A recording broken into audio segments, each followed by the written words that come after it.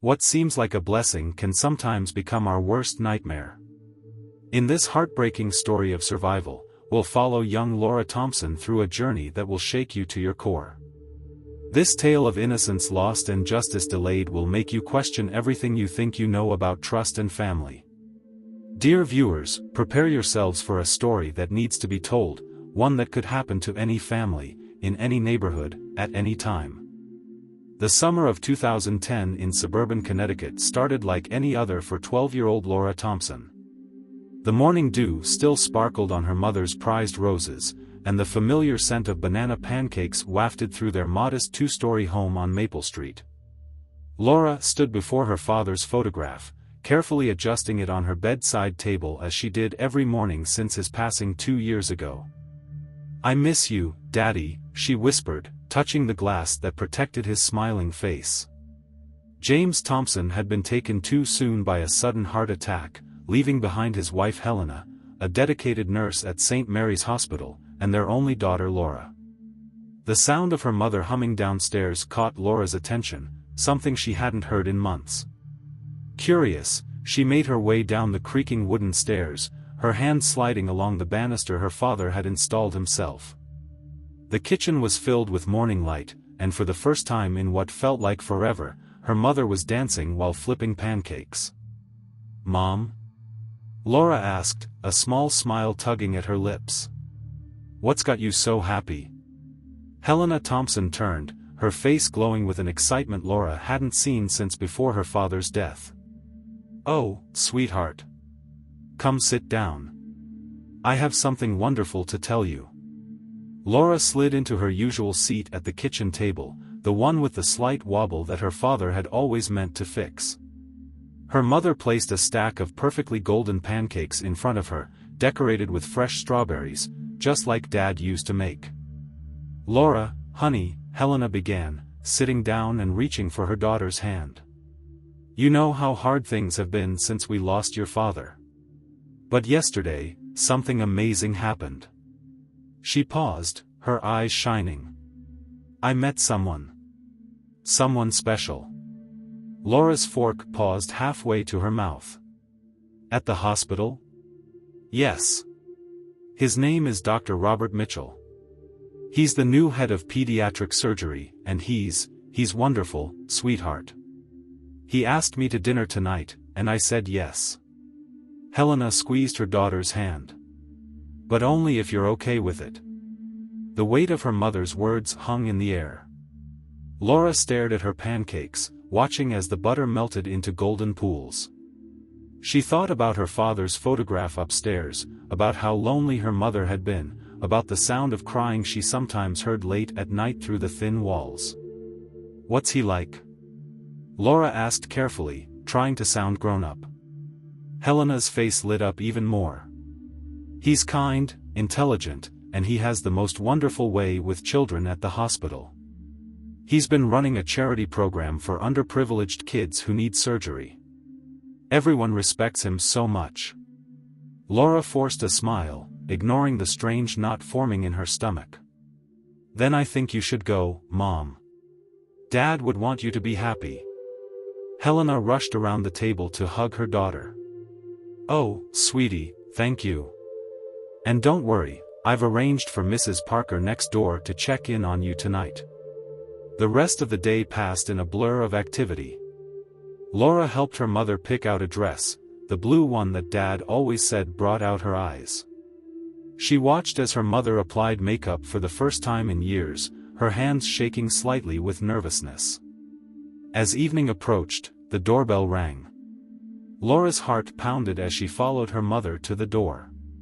It opened to reveal a tall, distinguished-looking man in his early 40s, with salt and pepper hair and a winning smile.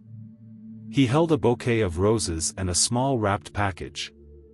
"You must be Laura," Dr. Mitchell said, his dark eyes focusing on her with an intensity that made her step back slightly. "Your mother has told me so much about you." He held out the package. "I brought you something. I heard you like to read." Laura accepted the gift, murmuring a quiet thank you. It was a leather-bound copy of The Little Prince, her favorite book. How did he know? "Robert, you shouldn't have," Helena protested, but her eyes were shining. "Nonsense," he replied smoothly. "I want to get to know everything about your life, Helena. And that includes your beautiful daughter." As they prepared to leave, Dr. Mitchell placed his hand on Laura's shoulder. "I hope we'll become good friends, Laura. Your mother deserves to be happy again, don't you think?" Laura nodded, but something about the way his hand lingered made her skin crawl. She watched from the window as they drove away in his expensive car, her mother laughing at something he said. Later that night, as she lay in bed, Laura looked at her father's photograph. "I hope I did the right thing, Daddy," she whispered. But the knot in her stomach had grown tighter, and she couldn't shake the feeling that something wasn't quite right about Dr. Robert Mitchell's perfect smile. In the distance, a dog barked, and somewhere in the neighborhood, a car door slammed. Laura pulled her covers up tighter, unaware that this ordinary summer evening marked the beginning of the darkest chapter of her young life. The morning after her mother's first date with Dr. Mitchell, Laura woke to the unfamiliar sound of laughter downstairs. Padding quietly to the kitchen in her sock feet, she found her mother and Robert sharing coffee at their breakfast table. He was already dressed in his hospital scrubs, as if he belonged there. "Good morning, sweetheart." Helena beamed. "Look who stopped by to bring us breakfast before his shift." Robert stood, pulling out a chair for Laura. "I brought those fancy chocolate croissants from Pierre's bakery. Your mother mentioned they're your favorite." Laura sat down cautiously, eyeing the elaborate spread of pastries. "How did you know about Pierre's?" "It's all the way across town." "Oh, I make it my business to know all the best places," Robert replied with a wink that made Laura's stomach turn slightly. "And I want to make sure my two favorite ladies are well taken care of." Over the next few weeks, Robert became an increasingly constant presence in their lives. He seemed to know everything: Laura's schedule, her favorite foods, her hobbies. He showed up at her school orchestra concert without being invited, standing next to Helena with a camera and an too-wide smile. "I wouldn't miss it for the world," he said afterward, his hand resting on Laura's shoulder just a fraction too long. "We're going to be family soon, after all." Laura tried to shake off her unease. Her mother was happier than she'd been in years, humming around the house and smiling at her phone whenever Robert texted. But something felt off about the way he looked at her when Helena wasn't watching. One afternoon, Laura came home from school to find Robert in their living room, alone. "Your mother got called into an emergency surgery," he explained, patting the couch beside him. "I thought I'd wait here to tell you. Come sit with me, I brought you something special." Laura remained standing, clutching her backpack. "I should start my homework." "Now, Laura," his voice took on an edge she'd never heard before. "Don't be rude. I'm trying very hard to build a relationship with you. For your mother's sake." Reluctantly, Laura sat on the far end of the couch. Robert pulled out a small jewelry box. "A little bird told me you've been wanting one of these," he said, opening it to reveal an expensive smartphone. "Your mother mentioned you've been asking for one." I can't accept that," Laura stammered. "Mom said we couldn't afford dash." "That's the wonderful thing about family," Robert interrupted, moving closer. "We take care of each other. This can be our little secret, no need to make your mother feel bad about not being able to provide it herself." His words hung in the air like a threat. Laura felt trapped between refusing and appearing ungrateful or accepting and being indebted to him. "I insist," Robert said, placing the phone in her lap. His fingers brushed against her leg as he withdrew his hand. "I've already programmed my number in it. You can text me anytime you need anything. Day or night." That evening, when Helena came home, Robert had already left. Laura sat at her desk, staring at the phone she'd hidden in her drawer. "How was your afternoon, sweetie?" Helena asked, kissing the top of her head. "Fine," Laura lied, the weight of her first secret with Robert sitting heavy in her chest. Just did homework. The next day at school, Laura's phone buzzed during math class. A text from Robert, "You look pretty in pink today." She looked up sharply, scanning the school parking lot through the classroom window, but saw no sign of him. How did he know what she was wearing?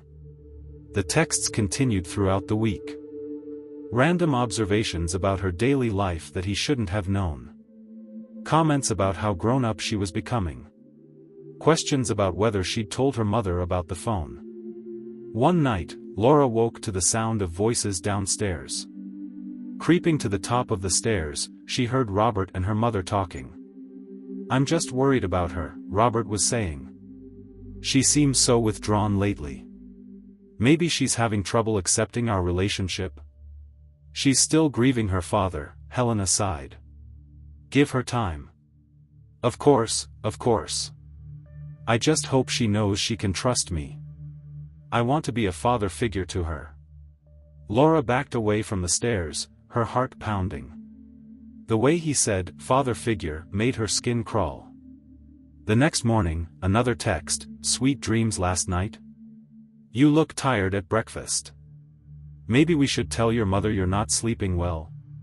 Laura deleted the message with trembling fingers.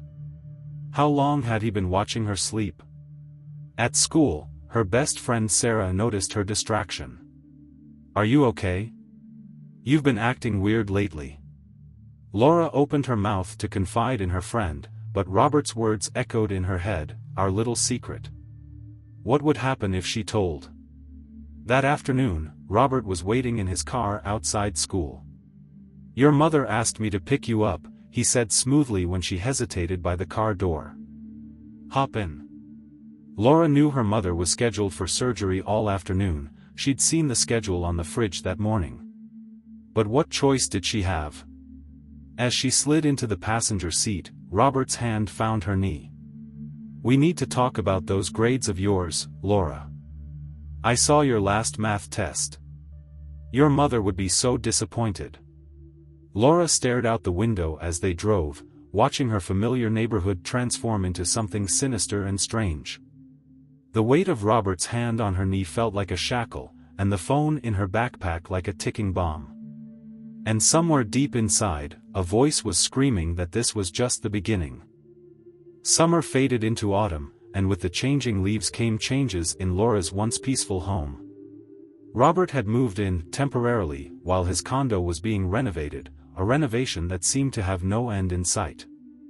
Every morning, Laura would hesitate at the top of the stairs, listening for his movements in the kitchen below. "Good morning, Princess," he'd call out, using the nickname that made her cringe. "I made your favorite blueberry waffles. Come sit with me while your mother's at work." The kitchen, once her safe haven of morning talks with her mother, had become a battleground of subtle threats and uncomfortable silences. Robert would sit too close, his cologne overwhelming her senses as he helped with her homework. "Your mother tells me you're struggling in biology," he said one morning, sliding his chair closer. "Let me show you how to study properly." His hand rested on her back, moving in slow circles. We wouldn't want to disappoint her, would we? That evening, Laura overheard a conversation that chilled her to the bone. "I think we should make it official," Robert said to her mother in the living room. "Move in permanently. Get married. Be a real family." Helena's happy squeal was followed by the sound of kisses.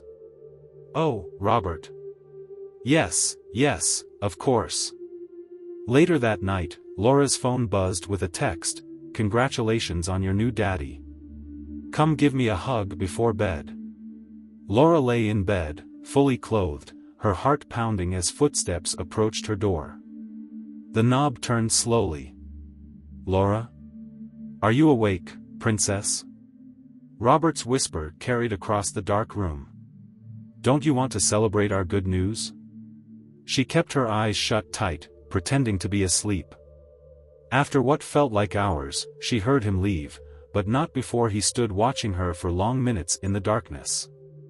The wedding plans moved quickly. Too quickly. Helena was swept up in a whirlwind of excitement, while Laura withdrew further into herself. Her grades began to slip, and dark circles appeared under her eyes from sleepless nights. "I'm worried about Laura," she overheard her English teacher telling the school counselor. "She used to be so engaged in class, but lately." The counselor called her in for a meeting. "Is everything okay at home, Laura? I understand your mother is getting remarried." Laura opened her mouth to speak, but Robert's latest text flashed in her mind. "Remember, Princess, your mother's happiness depends on you. You wouldn't want to ruin that, would you?" "Everything's fine," she whispered. "I'm just tired." The day before the wedding, Robert cornered her in the laundry room. "Tomorrow's a big day, Princess," he said, blocking the doorway. "After that, we'll be a proper family. No more secrets between us." His hand reached out to touch her hair. "You're going to be such a good daughter. Aren't you?" Laura ducked under his arm and ran upstairs, locking herself in the bathroom. She stared at her reflection in the mirror, barely recognizing the pale, frightened girl looking back. The wedding was a small ceremony in their backyard. Laura stood beside her mother in the pale blue dress Robert had chosen for her, feeling exposed and vulnerable. His eyes kept finding her throughout the ceremony, even as he recited his vows to Helena. "I promise to be the best husband and father this family could ask for," he said, his gaze lingering on Laura in a way that made her want to scream.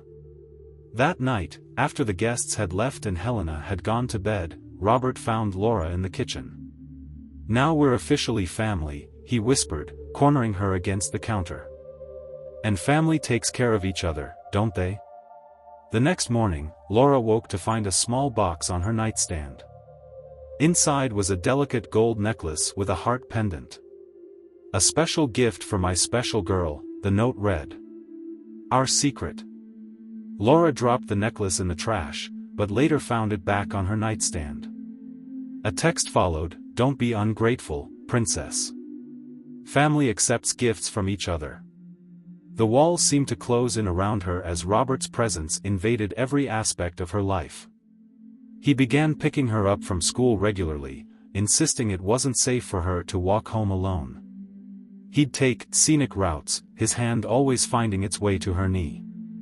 "We need to spend quality time together," he'd say, driving past their street again and again. "Your mother works so hard. It's up to us to bond as father and daughter."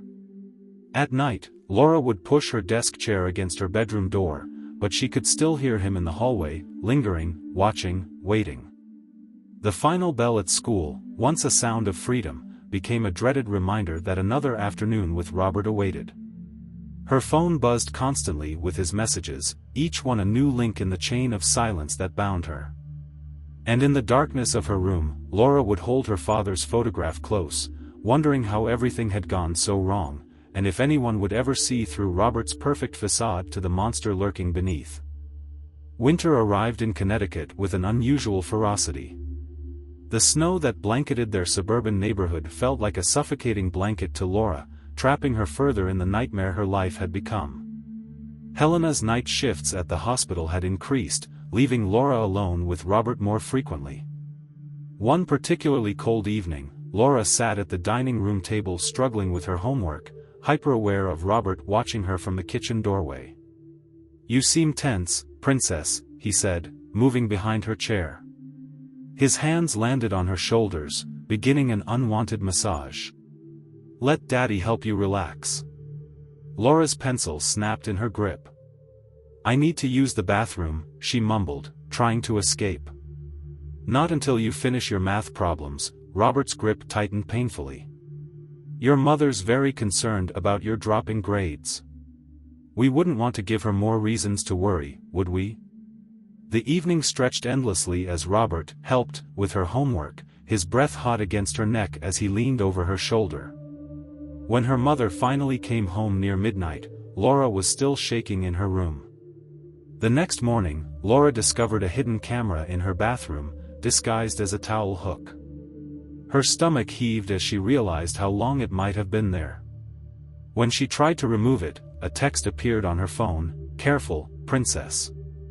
That's expensive equipment. We wouldn't want your mother to find out about your destructive behavior. At school, Laura's withdrawal became more pronounced. Her once neat appearance grew disheveled, and she stopped participating in orchestra, her beloved violin gathering dust in its case. Laura, stay after class, Mrs. Anderson, her English teacher, called out one day. When the other students had left, she leaned forward concerned. Your latest essay, it's troubling. The themes of imprisonment and helplessness. It's just creative writing, Laura muttered, avoiding eye contact. You wrote about a bird whose wings were clipped by its caretaker, who kept it in a gilded cage and called it Princess. Laura, if there's something happening. I have to go, Laura interrupted, gathering her books. He's waiting. Sure enough, Robert's black SUV idled in the school parking lot. As she got in, he gripped her wrist painfully. What were you and Mrs. Anderson discussing? His voice was deadly quiet. Just my essay grade, Laura whispered. Don't lie to Daddy, he squeezed harder. I saw you crying in there. What did you tell her? Nothing. I swear. The drive home was terrifying, Robert taking sharp turns and speeding through residential areas, all while keeping his bruising grip on her wrist. That night, Laura heard him on the phone in his study. Yes, I'm concerned about Mrs. Anderson's interference. No, nothing definitive, but we can't risk. Yes, I understand the procedures for filing complaints against teachers. 2 weeks later, Mrs. Anderson was gone, replaced by a substitute who barely looked at Laura. The isolation grew complete. Robert had convinced Helena that Laura needed to focus on her studies rather than socializing. Her phone was monitored, her internet access restricted. The only messages she received were from him, dozens daily, ranging from seemingly innocent, checking in, to explicit threats. One night, during a particularly brutal snowstorm, Helena was stuck at the hospital.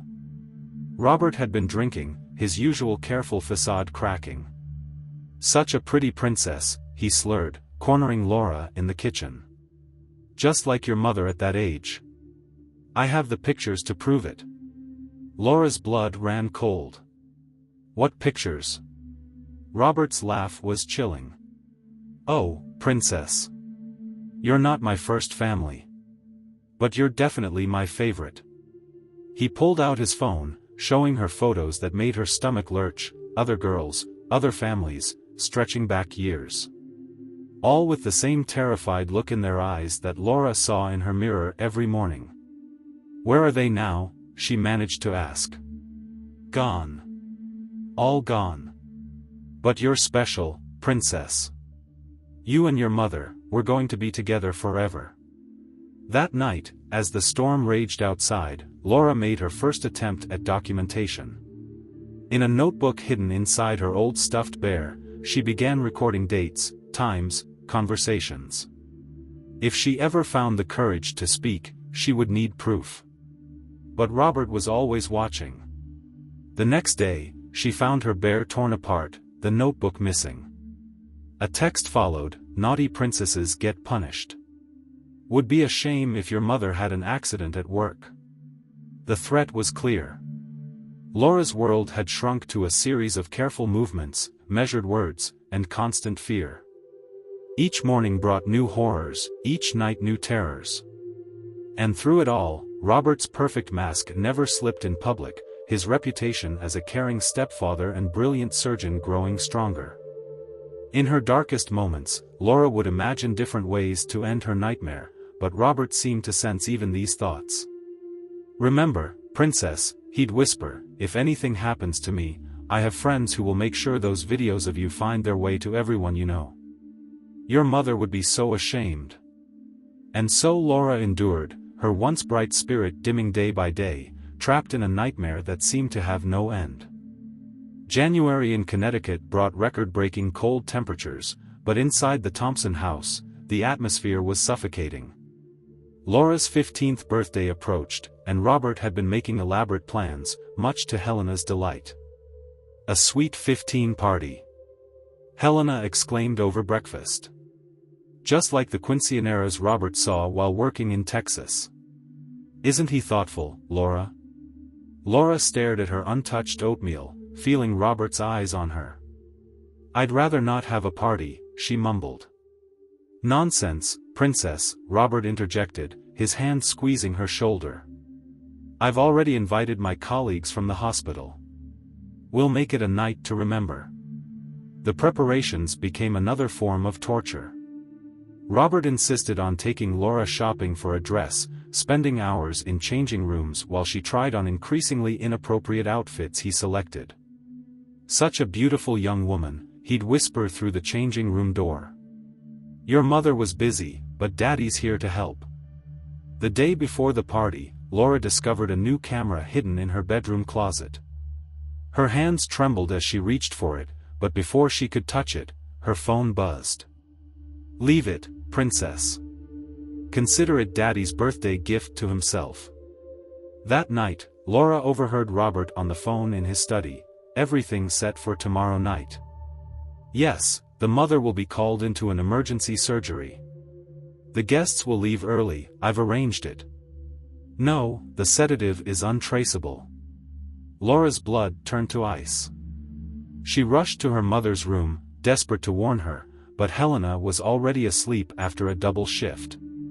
On her nightstand sat a medical journal featuring Robert's latest research, Innovations in Pediatric Surgery, by Dr. Robert Mitchell, with his photo smiling benevolently from the cover.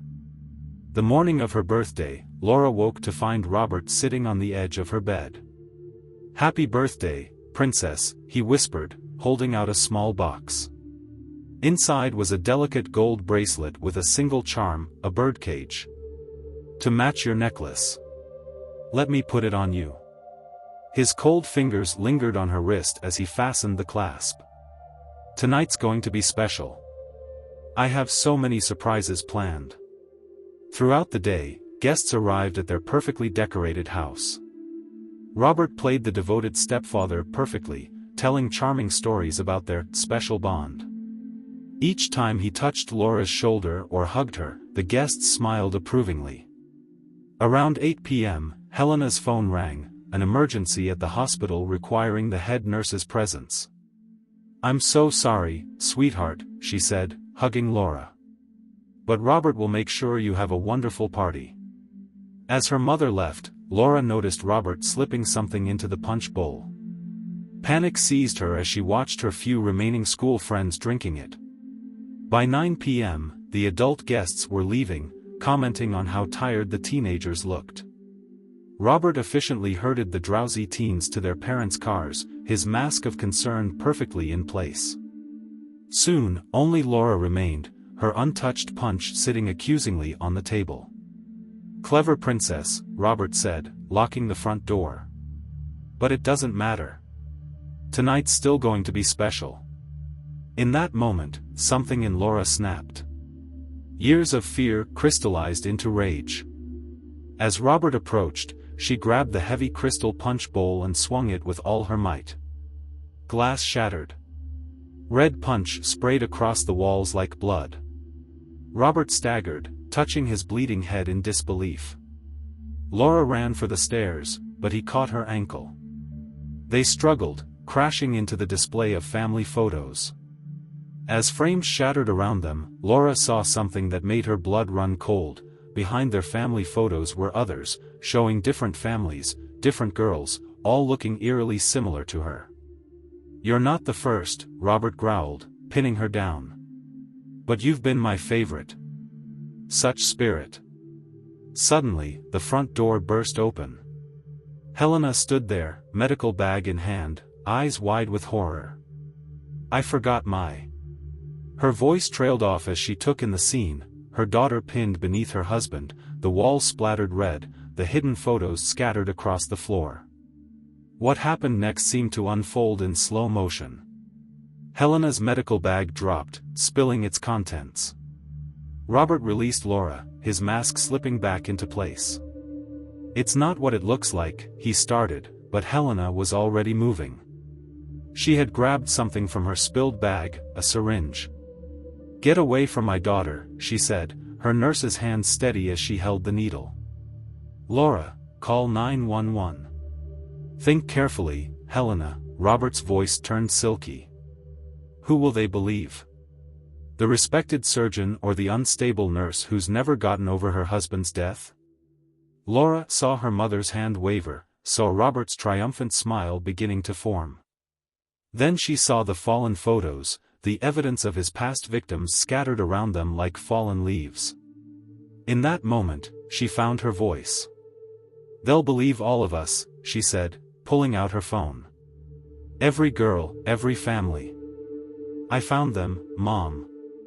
I found them all." The aftermath of Laura's birthday party unfolded like a nightmare in slow motion. Red and blue lights flooded their suburban street as police cars arrived, neighbors peering from behind curtained windows. Laura sat wrapped in a shock blanket on the front porch, watching as officers carried evidence boxes from the house. Detective Sarah Martinez, a veteran of the Special Victims Unit, sat beside Laura with a gentle but determined presence. "Take your time," she said, her notepad ready. "Tell me everything from the beginning." Inside the house, forensics teams photographed the scene. The shattered punch bowl, the blood-spattered walls, and most importantly, the photos. Dozens of them, hidden behind family portraits and inside hollow books. Young girls with haunted eyes, spanning nearly 2 decades. "He kept trophies," Detective Martinez explained to Helena, who sat shell-shocked in the kitchen. "It's common with serial predators. But your daughter's documentation might be what finally brings him down." Laura's stuffed bear, torn apart months ago, had been found in Robert's study. Inside its remaining stuffing were memory cards containing years of surveillance footage from hidden cameras. The videos showed not just Laura, but other girls from his past, evidence he'd kept as insurance against his victims speaking out. "You staged the emergency call from the hospital," Laura realized, looking at her mother. "You knew something was wrong." Helena's hands trembled around her coffee cup. "I've been noticing things, small things. The way you flinched when he came near. How you stopped playing violin. Then today, I saw him putting something in his pocket before the party. It looked like sedatives," Detective Martinez finished. "We found an extensive collection of drugs in a false bottom of his medical bag. Many reported missing from the hospital over the years.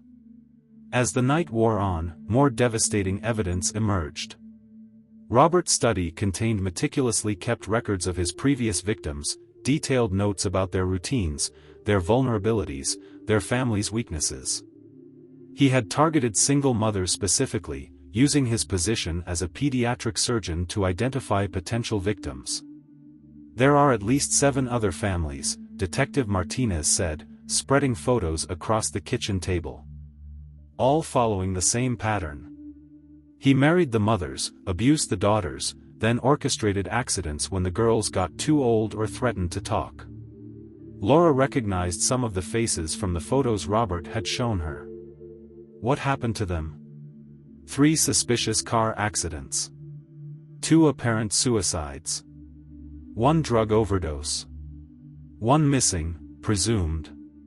Detective Martinez paused, glancing at Helena. "We'll need your testimony, Laura. You're the first to survive long enough to expose him." The weight of those words hung heavy in the room. Laura thought about the other girls, their silenced voices, their stolen lives. She thought about the birdcage charm still dangling from her wrist, a mockery of his power over them all. Around midnight, news came from the hospital. Robert had been arrested trying to flee in his private plane. The police had found a go-bag in the hangar containing false passports, international currency, and more evidence of his crimes. "He was planning this all along," Helena whispered. "If I hadn't forgotten my bag." Laura reached for her mother's hand. "But you did. You saved me." As dawn broke over their neighborhood, forensics teams were still working. Laura's notebook, the one she thought Robert had destroyed, was found hidden in his office wall safe, along with letters from previous victims begging for help that had never been sent. Detective Martinez handed Laura a business card for a trauma counselor. "This isn't going to be easy," she warned. "The trial will be difficult. He has connections, money, and a reputation to protect. But we have something he doesn't." "What's that?" Laura asked. "The truth. And a survivor strong enough to tell it." In the early morning light, Laura watched as officers led a handcuffed Robert to a police car. His perfect mask had cracked, revealing the monster beneath. He looked suddenly smaller, older, his calculated charm replaced by cold fury as he caught her eye. "This isn't over, Princess," he mouthed silently. But for the first time since he entered her life, Laura didn't feel afraid. She stood straighter, supported by her mother's arm around her shoulders and the weight of evidence that would ensure he could never hurt another girl again. The days following Robert's arrest brought a whirlwind of activity to the Thompson house. FBI agents combed through every room, discovering more hidden cameras and evidence of his elaborate surveillance system.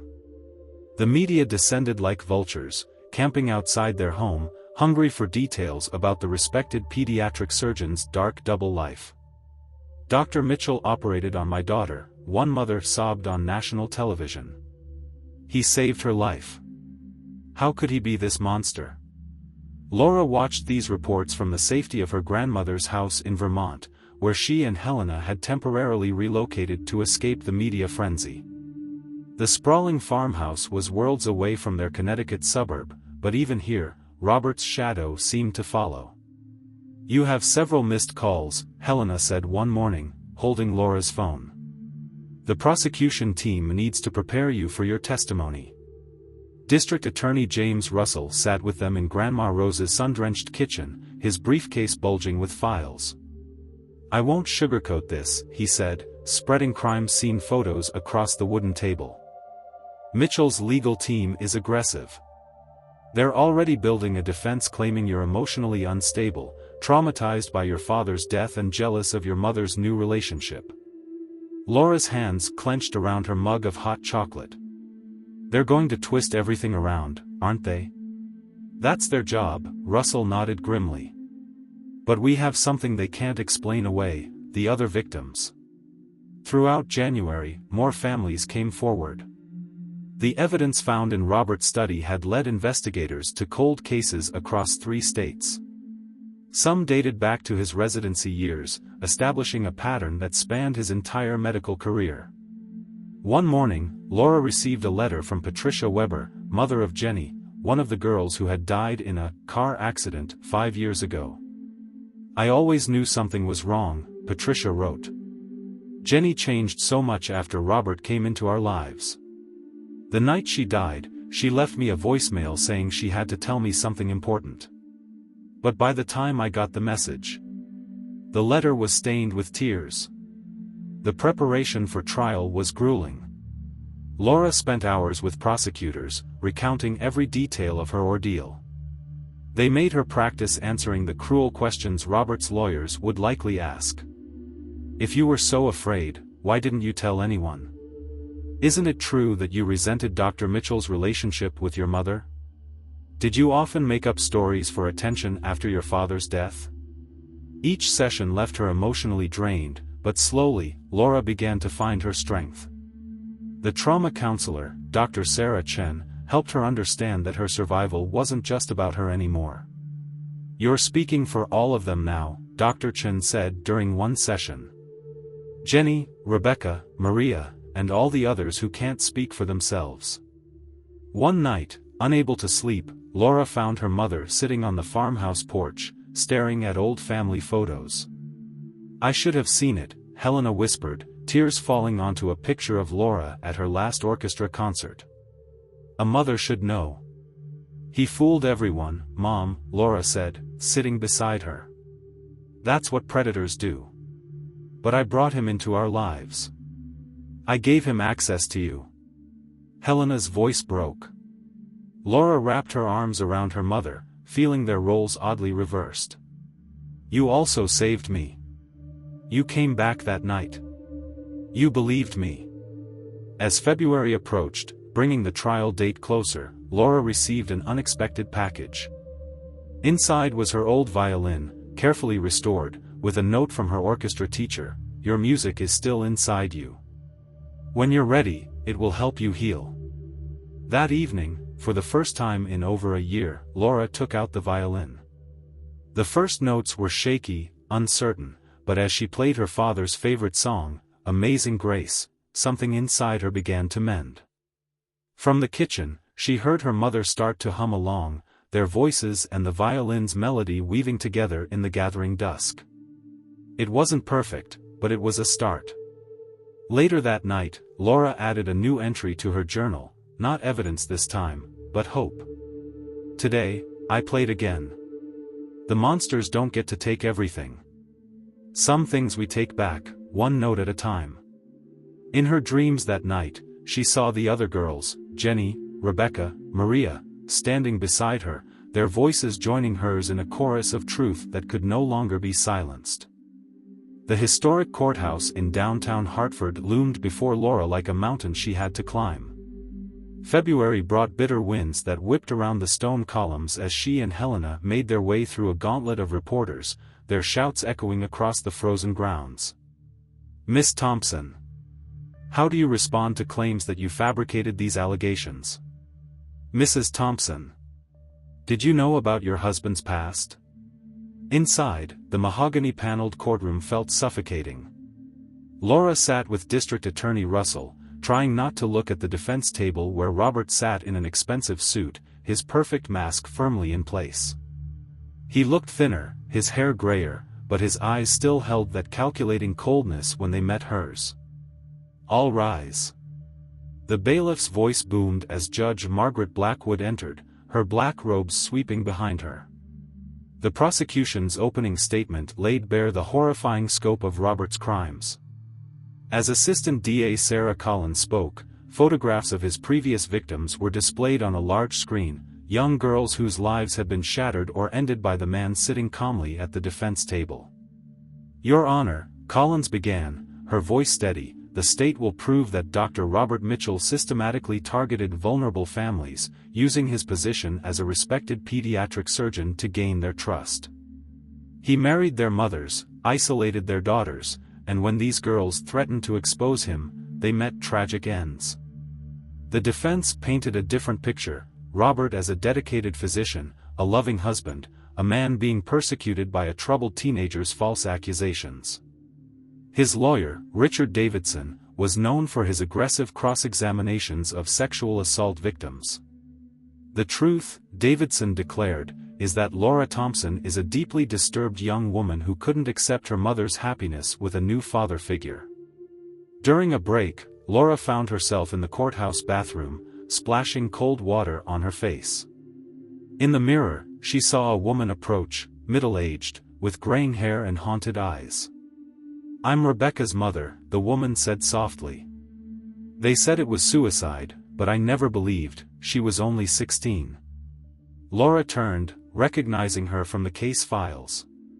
Margaret Collins had been Robert's wife 6 years ago, before her daughter's death. "She tried to tell me," Margaret's voice broke.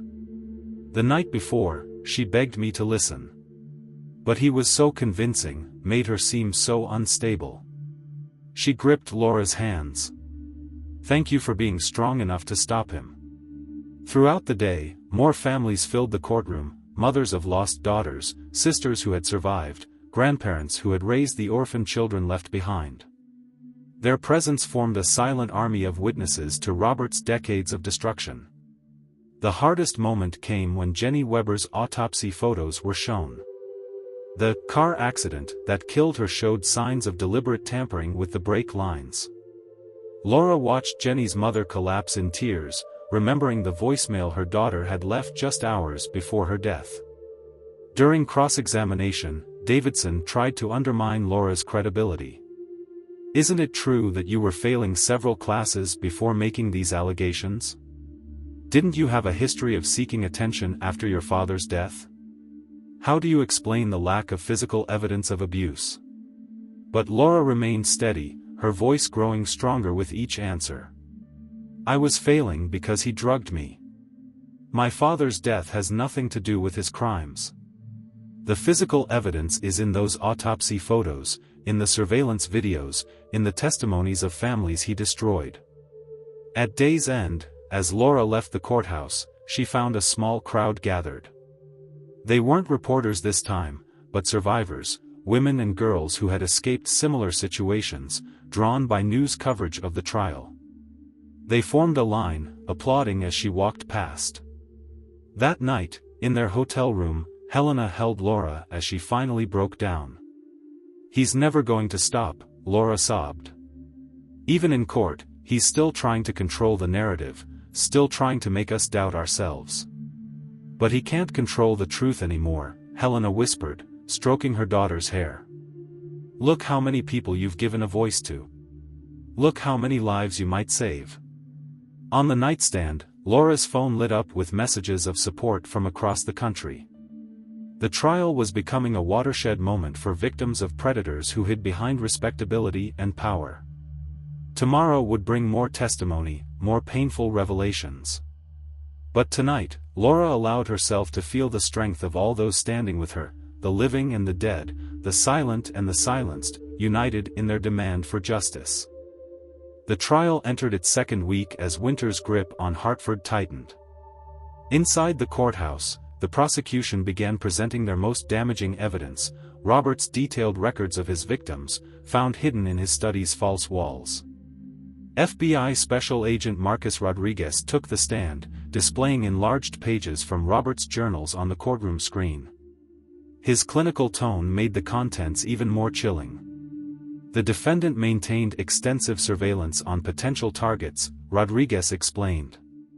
He documented their routines, vulnerabilities, family dynamics. Each victim followed the same pattern, daughters of single mothers, typically aged 11 to 14 when he initiated contact. Laura watched from her seat as photographs of Robert's previous victims flashed across the screen. Young girls at school events, dance recitals, playing in their yards, all taken without their knowledge. Among them were pictures of Laura herself, dated months before Robert had even approached Helena. He planned everything, Rodriguez continued, pulling up financial records. Large life insurance policies taken out on both mothers and daughters. Offshore accounts. Multiple properties under aliases. This was a calculated, long-term operation. During cross-examination, Robert's defense team tried to suggest the evidence had been planted, but their arguments fell flat against the mountain of documentation. Each journal entry, each photograph, each carefully archived video bore Robert's methodical fingerprints. The most devastating testimony came from Dr. Elizabeth Chen, the medical examiner who had reviewed the deaths of Robert's previous victims. The car accident that killed Jennifer Weber showed clear signs of tampering, Dr. Chen stated, pointing to autopsy photos. The toxicology report indicated presence of the same sedatives found in Dr. Mitchell's possession. Similar patterns appear in the deaths of Rebecca Collins and Maria Sanchez. During lunch break, Laura overheard two jurors in the courthouse cafeteria. "How did no one notice?" one whispered. "He was a pediatric surgeon," the other replied. "Who would suspect someone who saves children's lives?" The afternoon session brought Robert's former colleague to the stand. Dr. James Patterson, now retired, spoke about inconsistencies he'd noticed over the years. There were complaints, Patterson admitted, his voice heavy with guilt. Nurses who felt uncomfortable with how he watched certain patients. Parents who requested different doctors. But he was brilliant, bringing in millions in research grants.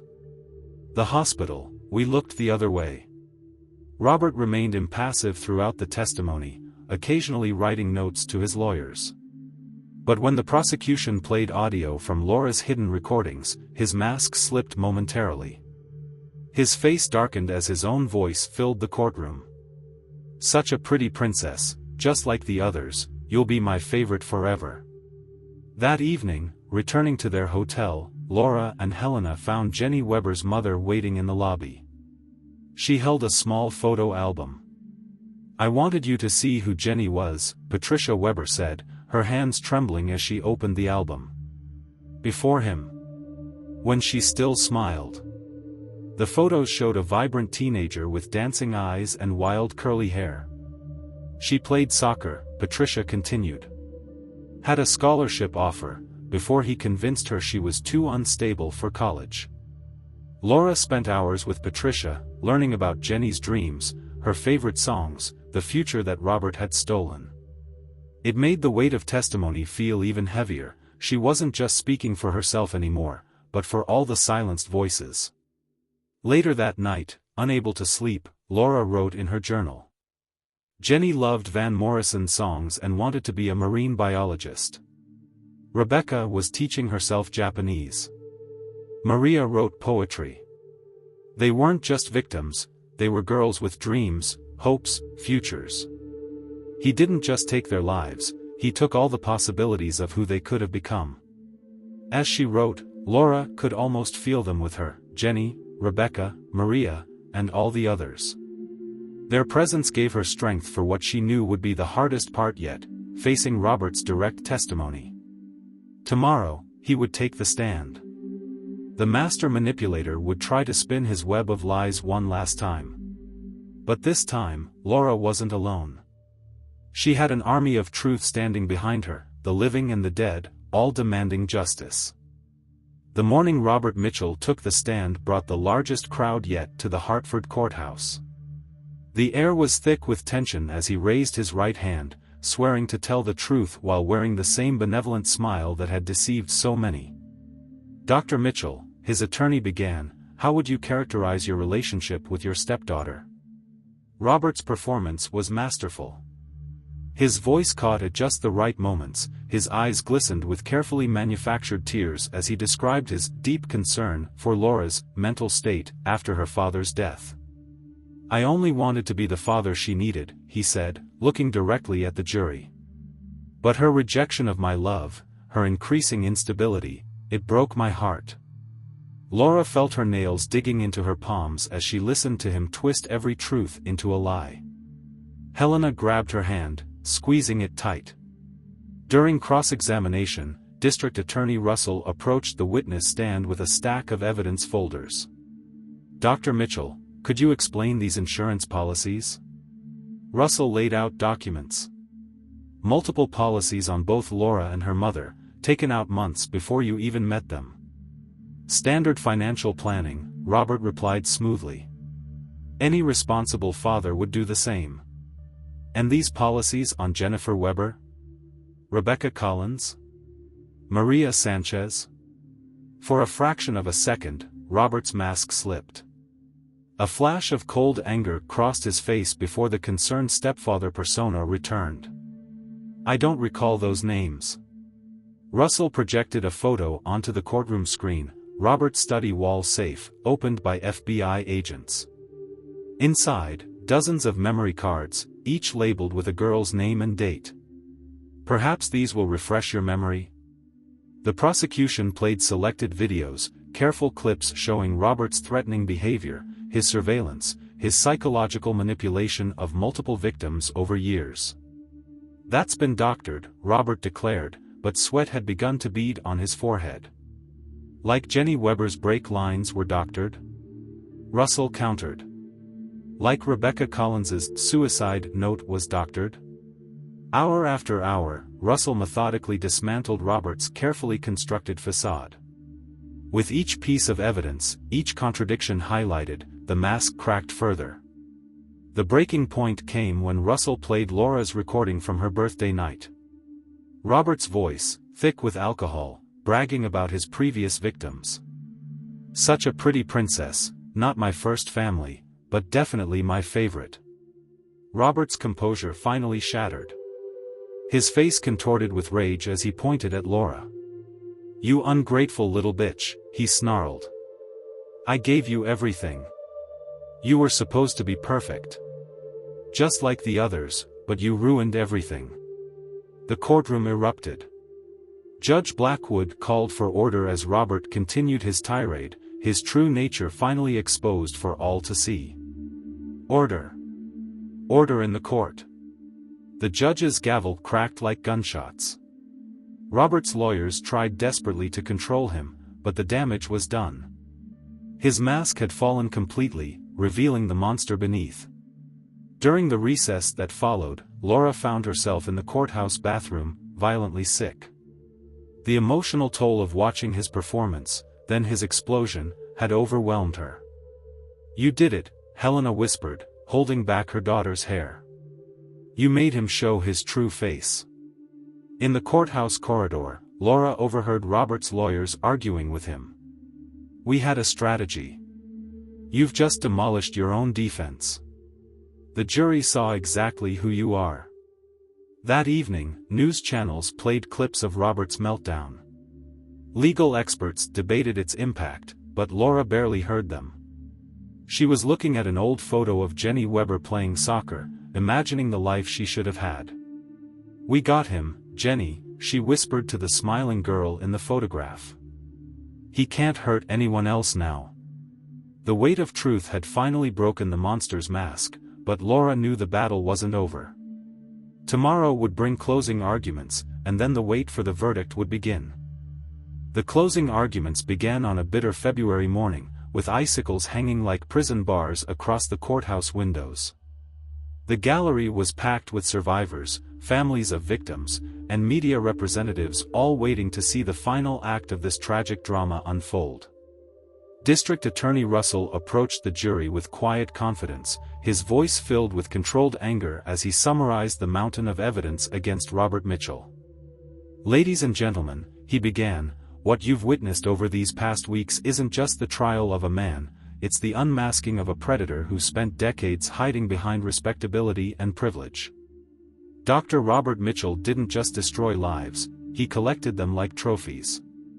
Russell methodically laid out the pattern of abuse, displaying a timeline that stretched back 20 years.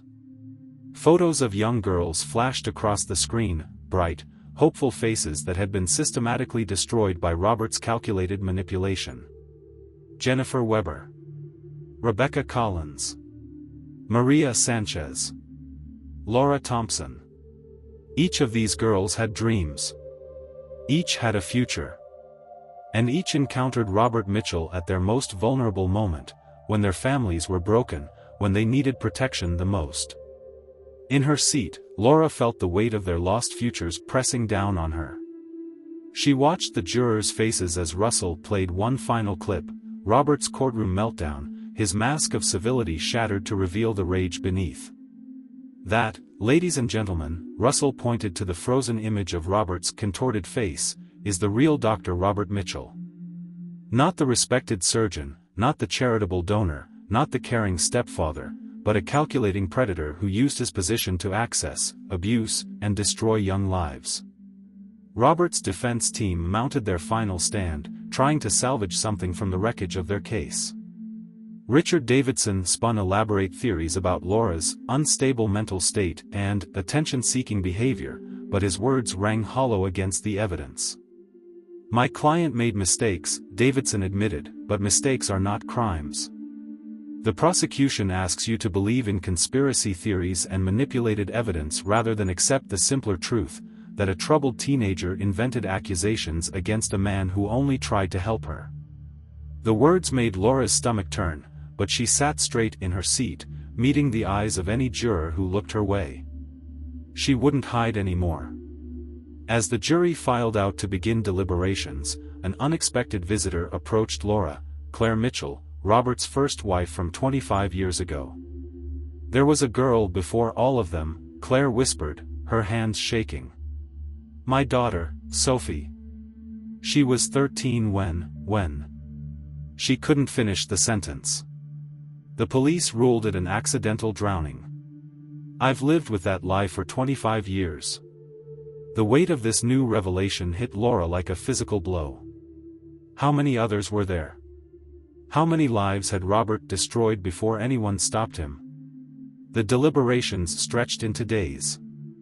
Laura and Helena waited in a nearby hotel, the TV constantly tuned to news coverage of the trial. Legal experts debated possible outcomes while reporters dug deeper into Robert's past, uncovering more suspicious deaths, more ruined lives.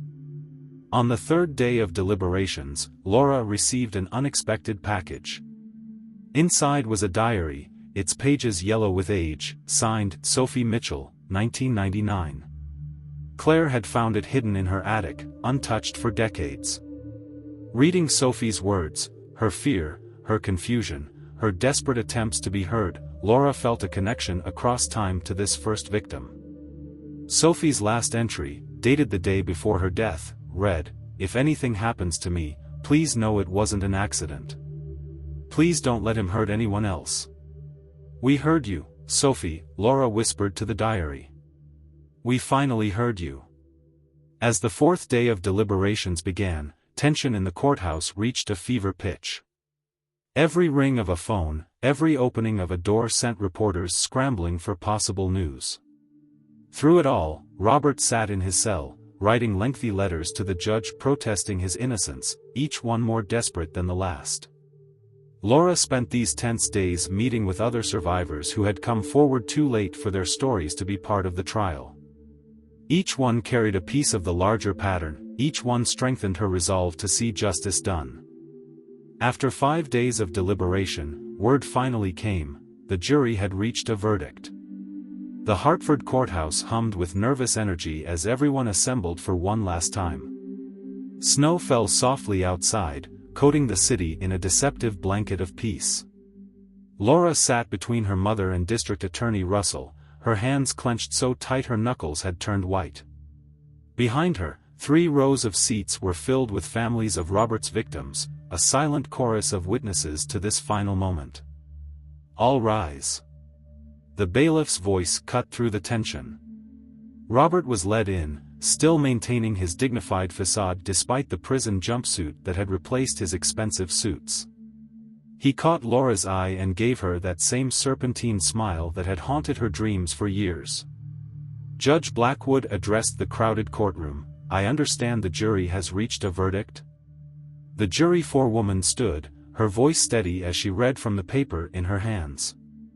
"In the matter of the state of Connecticut versus Robert James Mitchell, on the count of first-degree sexual assault of a minor, we find the defendant guilty."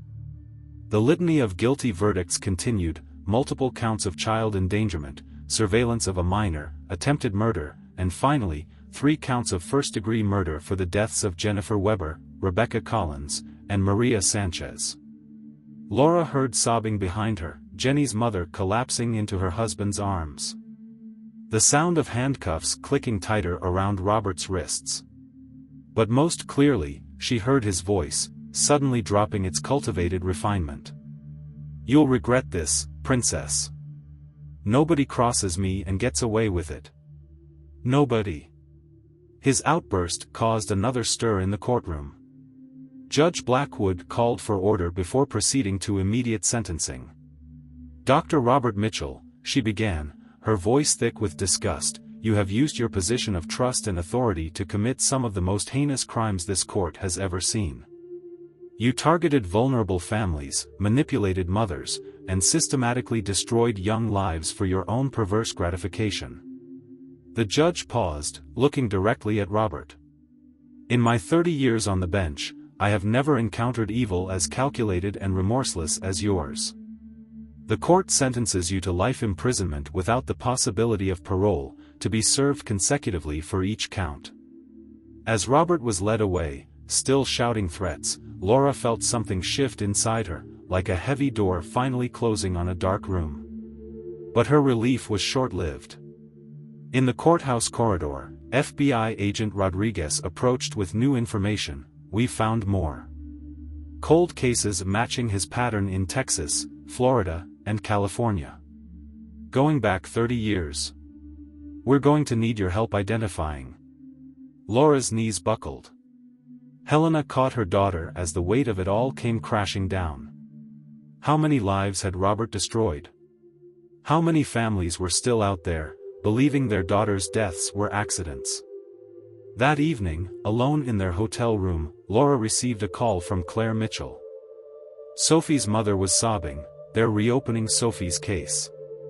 After 25 years, they're finally going to investigate her death properly. As Laura lay in bed that night, she could almost feel them all around her: Sophie, Jenny, Rebecca, Maria, and countless others whose names they might never know. Their presence wasn't frightening anymore, it felt like a solemn responsibility. She wrote in her journal, "The verdict today wasn't just for me. It was for all of us, the silent, the silenced, the ones who never got justice. But our work isn't done. There are more truths to uncover, more voices to be heard. The monster is caged, but his shadows are long, and somewhere in the dark, other girls are still waiting to be found." The national media coverage of Robert Mitchell's trial unleashed a flood. In the weeks following his conviction, the FBI established a special hotline for potential victims. The calls never stopped coming. Laura sat in Agent Rodriguez's office at the FBI field office in New Haven, surrounded by case files. Each manila folder contained a life interrupted, photographs, death certificates, police reports dismissing suspicious circumstances. 32 potential victims so far, Rodriguez said, his voice heavy. Spanning 7 states. The earliest case we found dates back to his medical school days in 1988. The wall behind his desk was covered with photographs, young girls whose lives had intersected with Robert Mitchell. Some faces Laura recognized from his hidden collection, others were new, each one adding to the growing weight of responsibility she felt. Karen Martinez, age 14, 1988. Accidental overdose. Ashley Thompson, age 13, 1992. Suicide. Dana Williams, age 15, 1995. Drowning. The pattern was always the same: single mothers, vulnerable daughters, tragic accidents that were never properly investigated. Robert had perfected his technique long before he met Laura and her mother. "We need you to testify again," Rodriguez explained. "As cases are reopened, your testimony helps establish the pattern. You're our strongest living witness." The word living hung heavy in the air. Laura studied the faces on the wall, wondering how many might have been saved if someone had connected the dots sooner. That evening, Helena found Laura in their new apartment, surrounded by newspaper clippings and printouts about Robert's previous victims. "Sweetheart," Helena began, concerned. "Maybe you need to step back from this for a while. The trial is over. He can't hurt anyone else." Laura looked up from a photograph of Karen Martinez, the first known victim, smiling in her 8th grade graduation photo. "But he already did, Mom. For 30 years, he hurt people. And everyone looked the other way. The hospitals that hired him, the police who dismissed suspicious deaths, the people who knew something was wrong but stayed quiet." The toll of being the key witness in multiple investigations began to show. Laura's nightmares returned, but now they were filled with the faces of girls she'd never met, their voices begging to be heard. Dr. Sarah Chen, her trauma counselor, noticed the change. "You're carrying their pain, Laura. All of them. That's a heavy burden for anyone, especially someone your age." But Laura couldn't stop. Each new case brought more families looking for answers, more mothers like Patricia Weber and Claire Mitchell who had lived for years believing they were alone in their suspicions. The hardest moment came when they found Robert's journal from medical school. Hidden in a storage unit under a false name, it detailed his evolution as a predator. The clinical way he described selecting and grooming victims made Laura physically ill. "I've identified the ideal target demographic," he had written. "Single mothers, preferably in medical settings where I can establish professional credibility. Daughters between 11 to 14, old enough to be useful, young enough to be controllable." The FBI's investigation revealed how Robert had used his reputation as a pediatric surgeon to move between hospitals whenever suspicions arose. Each time, glowing recommendations helped him establish himself in a new city, with new potential victims. One night, exhausted from another day of giving statements to investigators, Laura found an unexpected visitor waiting at their apartment, Sarah Mitchell, Robert's daughter from his first marriage to Claire. "I always knew something was wrong with him," Sarah said, her hands trembling around a coffee cup. "The way he looked at my friends. I started warning them away, making excuses why they couldn't come over. Then Sophie died, and he moved us across the country immediately after." Laura reached for Sarah's hand, feeling a connection to this woman who had grown up with the monster, who had tried in her own way to protect others from him. "It wasn't your fault," Laura said softly. "We were all children. The adults were supposed to protect us."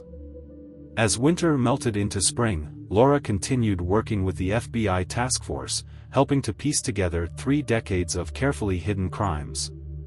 Each solved case brought some measure of peace to grieving families, but also raised haunting questions about how one man had been allowed to destroy so many lives for so long. Spring brought an unexpected development in the ongoing investigation of Robert Mitchell's crimes.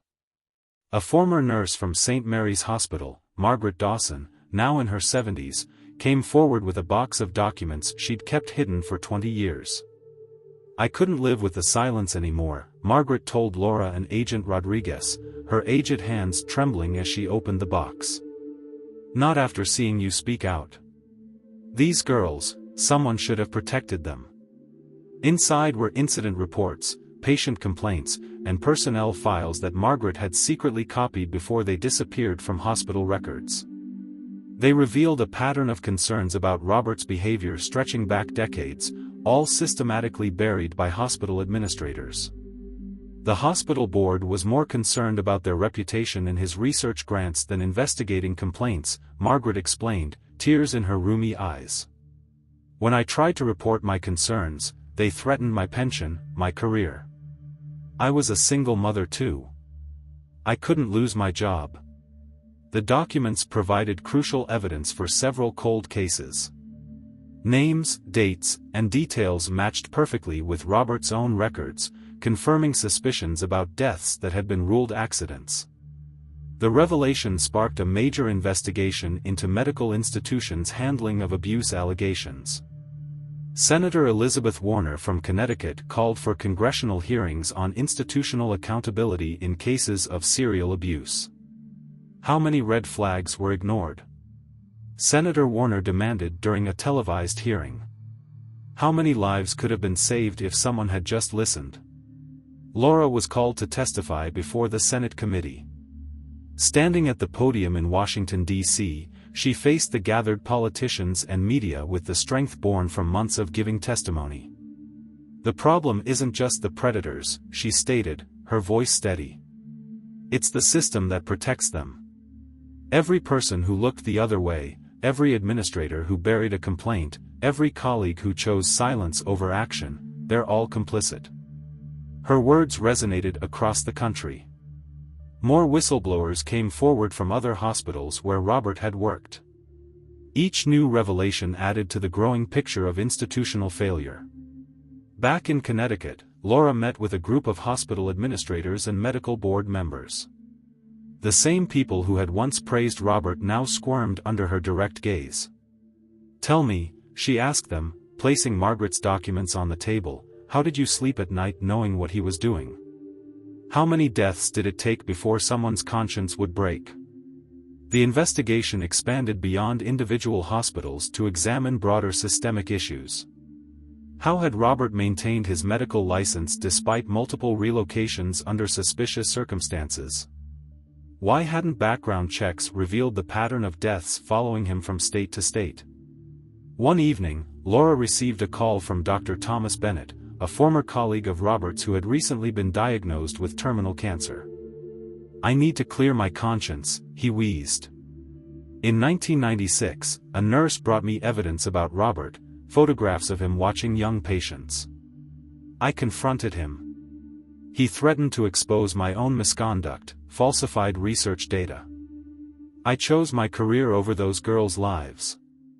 Each new confession, each revealed secret, added to the weight of institutional culpability. But they also provided closure for families who had spent years questioning their own judgment, wondering if they had somehow imagined the danger signs. As spring turned to summer, Laura continued working with investigators, but she also began speaking at medical schools and hospitals about recognizing and reporting signs of abuse. Her audience included future doctors, nurses, and administrators, people who might one day face similar choices between career safety and moral obligation. "The walls of silence protect predators," she would tell them. Every time someone chooses not to speak up, they're helping build those walls higher. But it only takes one voice, one person brave enough to say, "This is wrong," to start bringing those walls down. Summer arrived with another shocking revelation in the Mitchell case. The FBI's investigation uncovered a network of enablers at multiple hospitals, administrators, doctors, and staff who had actively helped cover up Robert's crimes in exchange for various benefits. Dr. James Wilson, chief of surgery at Boston Memorial during Robert's tenure there, was arrested for destroying evidence of complaints against Robert in return for research funding. The dominoes began to fall as more conspirators were exposed. It wasn't just one monster, Laura testified at Wilson's trial. It was an entire system of people who chose money and prestige over children's lives. The courthouse in Boston was different from Hartford's, but the weight of testimony felt familiar. Laura had grown stronger with each telling, her voice no longer shaking as she recounted the pattern of abuse and institutional cover-ups. Dr. Wilson had 17 separate complaints cross his desk, the prosecutor demonstrated. 17 chances to stop Robert Mitchell. Instead, he shredded the evidence and accepted research grants funded by insurance policies on dead girls. The investigation revealed how Robert had built his power base. He targeted hospitals in financial trouble, offering his prestigious research programs and wealthy donors. In return, administrators looked the other way as complaints disappeared and young patients died under suspicious circumstances. One morning, Laura received a package from Angela Torres, a former hospital secretary in Miami. "I typed these letters," Angela's note read, accompanying hundreds of pages of correspondence. Letters dismissing nurses who complained. Transfers for doctors who asked questions. Reference letters helping him move to new hospitals when too many suspicions arose. "I typed them all, and said nothing. The guilt eats at me every day." The documents provided a paper trail of institutional complicity stretching across decades. Each letter represented a moment when someone could have stopped Robert, but chose not to. During this period, Laura began having panic attacks again. The scale of the conspiracy, the number of people who had enabled Robert's crimes, overwhelmed her. One night, Helena found her daughter hyperventilating in their apartment bathroom. "They all knew," Laura gasped between breaths. "So many people knew, and they did nothing. How many girls died because they wanted to protect their careers?" Dr. Chen helped Laura process this new trauma, the realization that the betrayal went far beyond one man's actions to encompass entire institutions.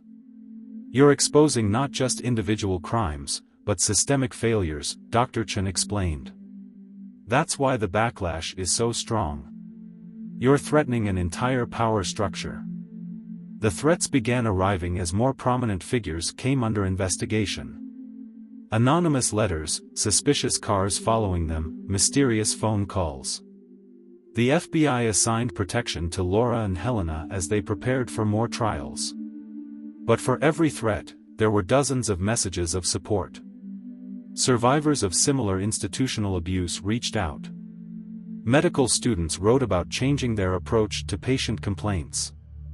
Hospital boards across the country began implementing new oversight procedures. One evening, Laura spoke at a medical ethics conference. Looking out at the sea of white coats, she saw both resistance and hope in their faces. "Your silence can be a death sentence," she told them. "Every time you choose institutional loyalty over patient safety, you're gambling with someone's life. I'm standing here because my mother chose to believe me. How many others never got that chance?" The ripples of truth continued spreading, touching lives far beyond Robert's immediate victims. It was exhausting, terrifying work, but Laura couldn't stop. Each new revelation brought both pain and purpose, pain for the lives lost, purpose in preventing future tragedies. Late August brought an unexpected crisis. Laura was preparing for another day of testimony in New York when Helena collapsed at work. The stress of the ongoing investigations, constant media attention, and financial strain had taken its toll. "Your mother has suffered a minor heart attack," Dr. Reynolds explained in the hospital corridor. "She needs complete rest, no stress. That means no more trials, no more testimony, no more media." Laura sat by her mother's hospital bed, watching the monitors beep steadily.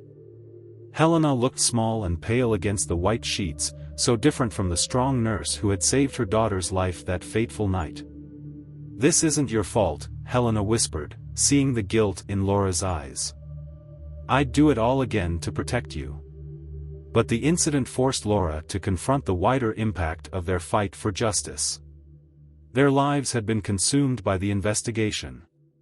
Medical bills were piling up, Helena's nursing license was under review due to Robert's connections, and Laura's college plans had been indefinitely postponed. Agent Rodriguez visited them in the hospital, bringing more files for review. Laura stopped him at the door. "My mother nearly died," she said firmly. "We need a break." The FBI agent looked uncomfortable. "Laura, I understand, but we have new leads. 3 more potential victims in California. And they've waited 20 years. They can wait another month while my mother recovers." That evening, Laura received a call from Patricia Weber, Jenny's mother. "We heard about Helena. The families, we've started a fund to help with expenses. We take care of our own." The support from other victims' families was overwhelming. They organized meal deliveries, helped with hospital paperwork, and took turns keeping Helena company so Laura could continue her therapy sessions with Dr. Chen. "You're carrying too much," Dr. Chen observed during their next session. "The weight of every victim, every family, every institution that failed them. It's not sustainable." Laura stared out the office window at the late summer flowers. "If I stop, who will speak for them?" "Speaking for them doesn't mean destroying yourself," Dr. Chen replied gently. "Your mother's health crisis is a warning. You need to find balance." The conversation sparked a realization. Laura had been so focused on exposing past crimes that she'd neglected to build a future. She was letting Robert still control her life, even from behind bars. That night, she made a decision. Looking through college brochures that had gathered dust on her desk, she found one for a criminal justice program. "Maybe," she told her mother, "we can fight this battle differently. Not just exposing past crimes, but preventing future ones. Creating change from within the system." Helena squeezed her daughter's hand. "Your father would be so proud of you." As summer waned, Laura began setting boundaries. She would continue helping with the investigation, but on her own terms.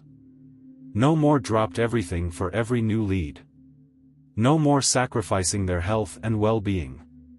The media called it survivor's wisdom when Laura spoke at a victims' rights conference about the importance of self-care in long-term advocacy.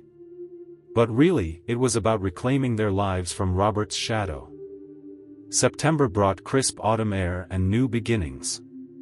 Laura started classes at the University of Connecticut's Criminal Justice Program while continuing to work with the FBI task force on a more manageable schedule. Her first class was Ethics and Institutional Reform, a subject that now carried deeply personal meaning. "Today we're discussing whistleblower protection and institutional accountability," Professor Martinez announced, unaware of her student's history until Laura raised her hand. "Sometimes the biggest challenge isn't gathering evidence," Laura said, her voice steady. "It's fighting the culture of silence that protects abusers in positions of power." The class fell silent as recognition dawned on their faces. The Mitchell case had been national news for months. Laura felt the familiar weight of eyes on her, but now she could handle it differently. Meanwhile, Helena was recovering steadily, finding purpose in counseling other parents of abuse survivors. Her nursing experience combined with personal understanding made her uniquely qualified to help families navigate both medical and emotional challenges. "We're building something positive from all this pain," Helena told Laura one evening as they shared dinner in their new apartment. "Not just exposing darkness, but creating light." The FBI's investigation continued expanding. Robert's network of enablers was being dismantled piece by piece. Dr. Wilson's trial ended in a 30-year sentence. Other administrators faced charges ranging from evidence tampering to criminal conspiracy. Laura received an unexpected letter from prison, not from Robert, but from his former colleague Dr. Bennett, writing in his final days. "What you've exposed goes beyond one man's crimes. You've shown how power structures protect predators. My death comes soon, but your work ensures my silence dies with me. Keep fighting." The letter arrived the same day Laura learned she'd been chosen for a prestigious internship with the Department of Justice's Crimes Against Children Unit. The contrast felt symbolic, old guards falling as new protectors rose. In therapy, Dr. Chen noted Laura's transformation. "You're no longer just surviving," she observed. "You're thriving, building a future while helping others heal." Laura's advocacy work evolved. Instead of just sharing her story, she began focusing on systemic change. She helped draft legislation strengthening institutional accountability and protecting whistleblowers in medical settings. The Mitchell Law, as it became known, required mandatory reporting of all complaints against medical personnel, with severe penalties for institutions that buried evidence. Several states began adopting versions of it. During a hearing on the law, Laura faced opposition from hospital administrators arguing about costs and liability. Her response made national headlines. "How do you calculate the cost of a life? What's the liability of knowing you could have prevented a death but chose silence instead?" These aren't just policy questions, they're moral imperatives. The changes weren't just legislative. Medical schools started incorporating Laura's story into their ethics curriculum. Hospital boards revised their oversight procedures. The culture of institutional silence began to crack. As autumn deepened into winter, Laura's work began bearing unexpected fruit. One morning, she received an email from a medical student in Chicago. "Your story saved lives today. During my pediatric rotation, I noticed a doctor exhibiting concerning behavior with young patients. Because of your advocacy, our hospital has new reporting procedures." The investigation revealed a pattern of abuse. "He was arrested yesterday. Thank you for giving me the courage to speak up." Similar messages arrived regularly now: nurses who reported misconduct, administrators who chose transparency over cover-ups, families who recognized warning signs before tragedy struck. Each one represented lives saved, cycles broken. Laura's college studies gave her new tools to understand the institutional structures she was fighting. In her criminal psychology class, she analyzed patterns of institutional enablement that allowed predators like Robert to operate for decades. "It's like a pyramid," she explained during a presentation. The abuser at the top, supported by layers of silent enablers, each choosing career safety over moral responsibility. Remove any layer, and the structure crumbles. Helena, fully recovered now, had started a support group for parents of abuse survivors. During one session, she received news that shook both their lives. Robert had been diagnosed with terminal cancer in prison. "He has 6 months at most," Agent Rodriguez informed them. "He's requesting a meeting with Laura." The request triggered intense debate among their support network. Some felt it might provide closure, others warned it was a final attempt at manipulation. Dr. Chen helped Laura process the decision: "You don't owe him anything.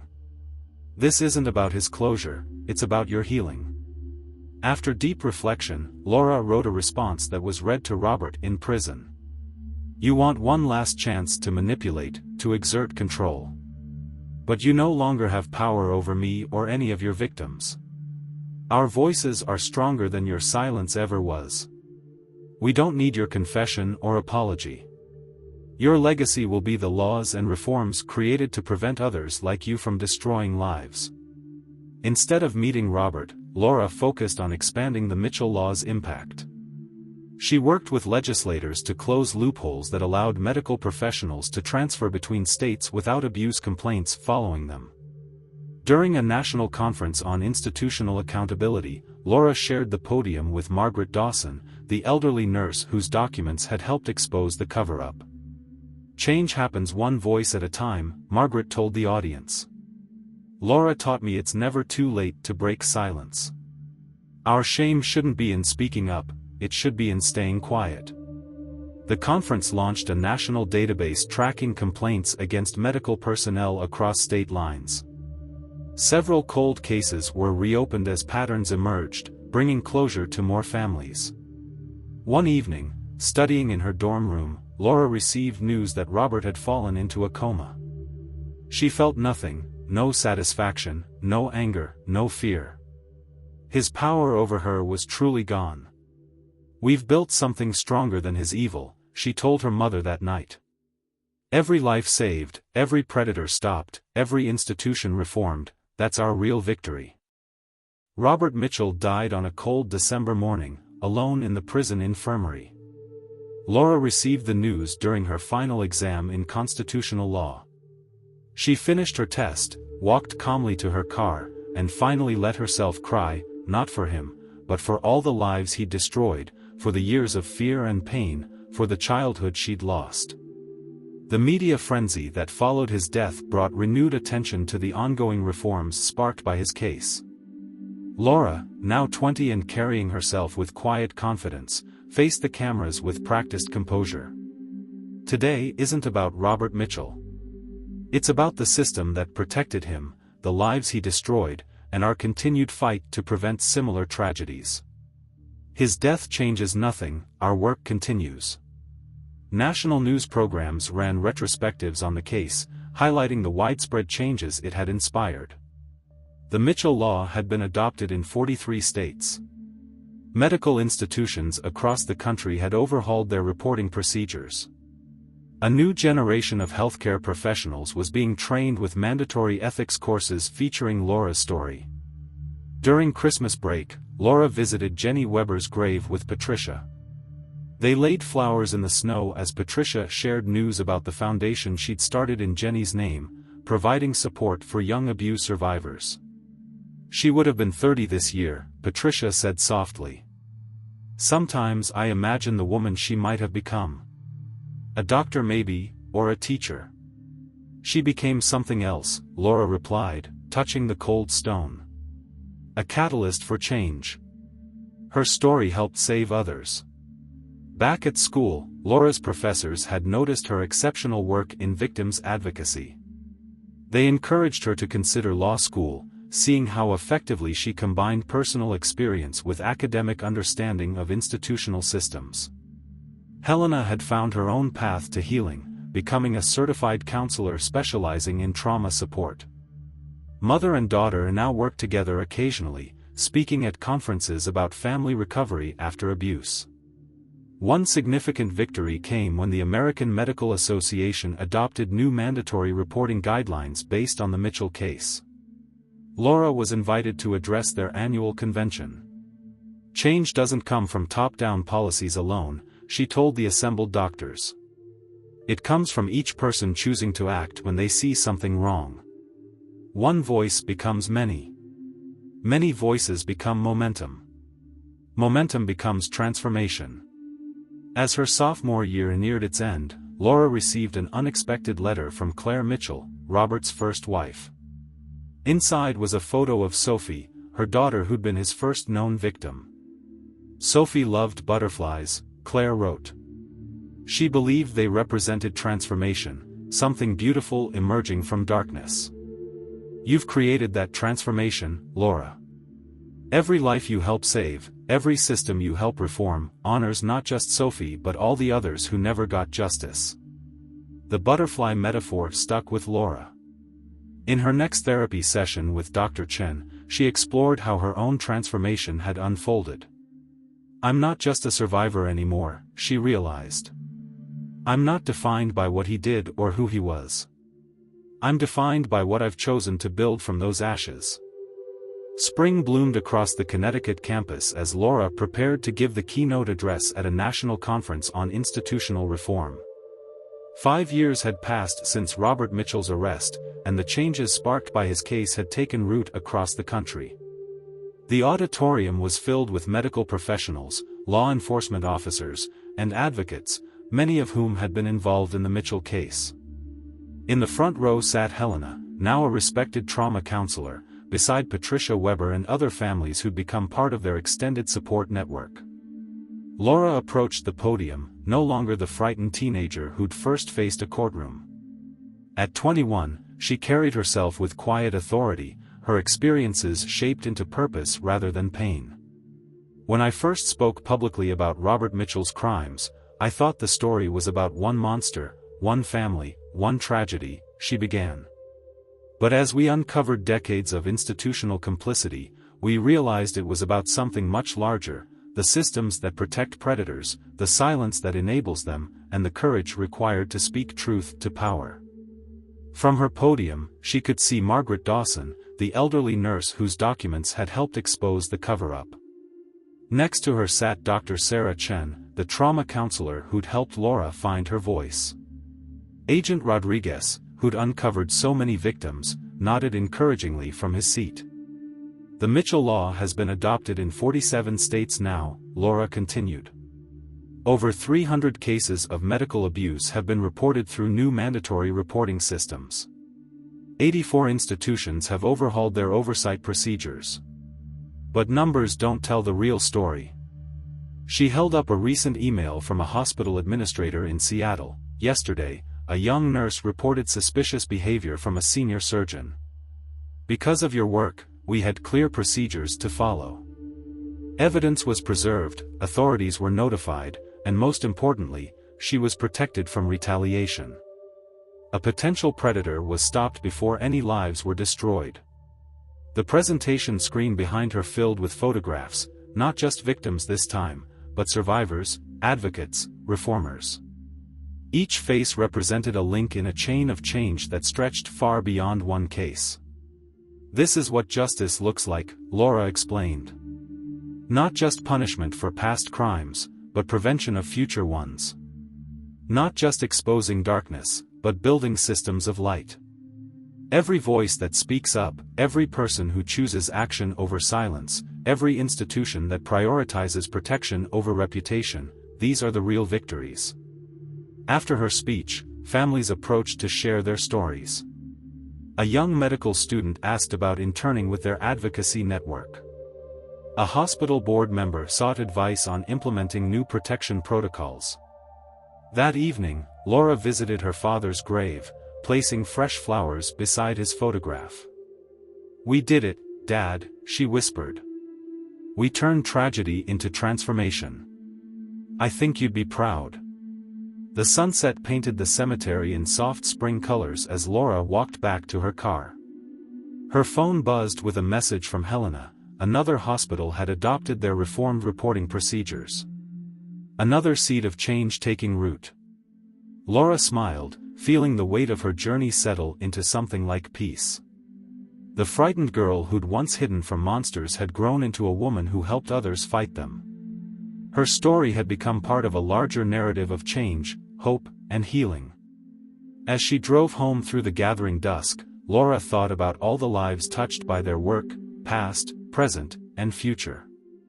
Robert Mitchell had tried to break her, but instead, she'd helped break the systems that protected predators like him.